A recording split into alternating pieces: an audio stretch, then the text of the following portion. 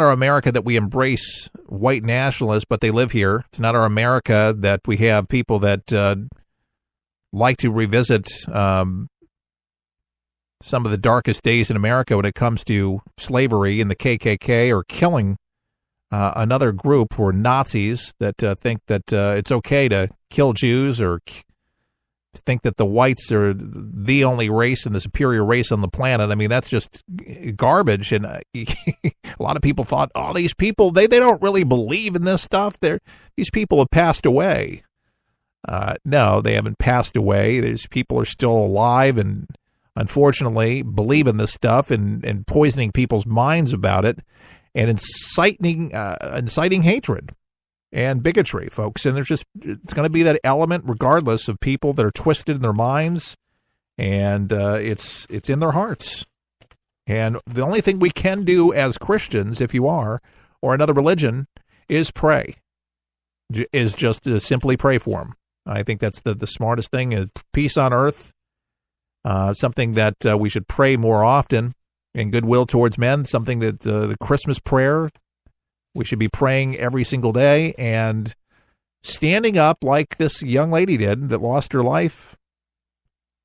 We have to stand for what is right, and we have to let the world know that this hatred is wrong, and give them some real good answers as to why. But sometimes that in itself is just not enough. And as you can see, that's why there was somebody killed, because it just wasn't enough. They wanted to go ahead and take a life, and this is the way they handled it, though it solved nothing. And it'll be interesting to see after this death of this young lady if the statue actually will be removed.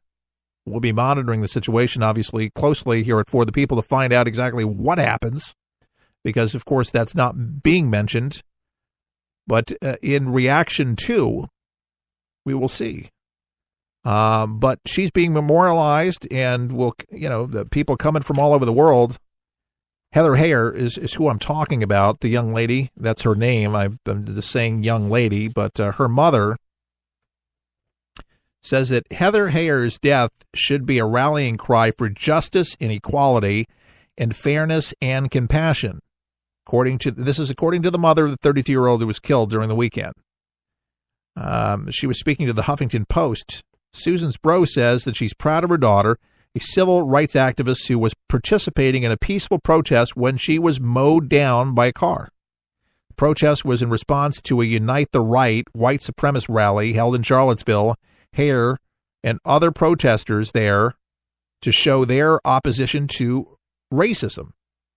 What Huffington Post refers to as a beautiful moment soon turned to chaos when a man later identified as James Alex Fields allegedly drove his car into the crowd, killing Heyer and injuring 19 others.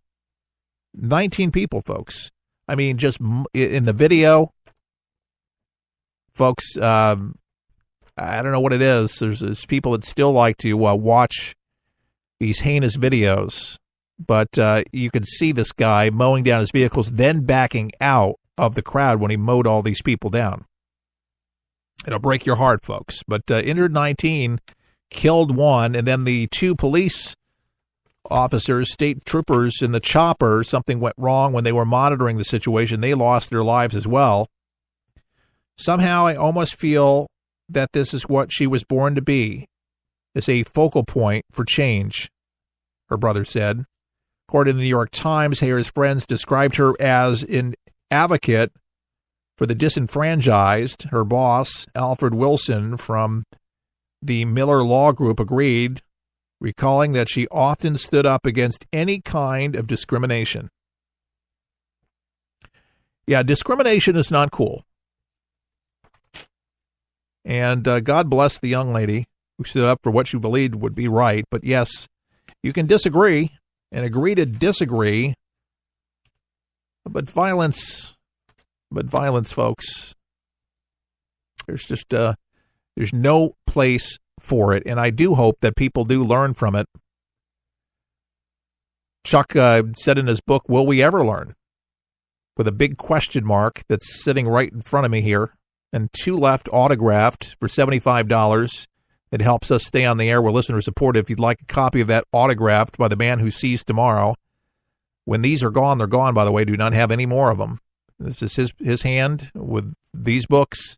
$75 gets you that into the mail today at forthepeopleshow.com. Would really appreciate that, keeping us on the air.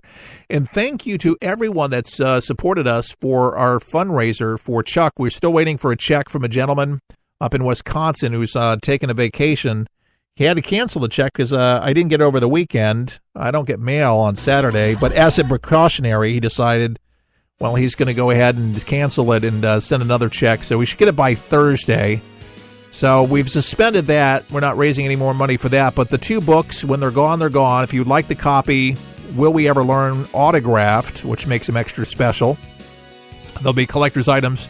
You can go right now to forthepeopleshow.com and make that donation right now, and I'll know once you make the donation for $75 that it's you, and then we'll be done completely with that. But our ongoing mission, folks, is to educate you about what is going on and kind of give you some bird's-eye views to some of the most important stories around your water cooler with some good old common sense. If it resonates with you, share the show on social media, and thank the local radio station for carrying this broadcast for the people. Keith Allen saying all the best. May God bless.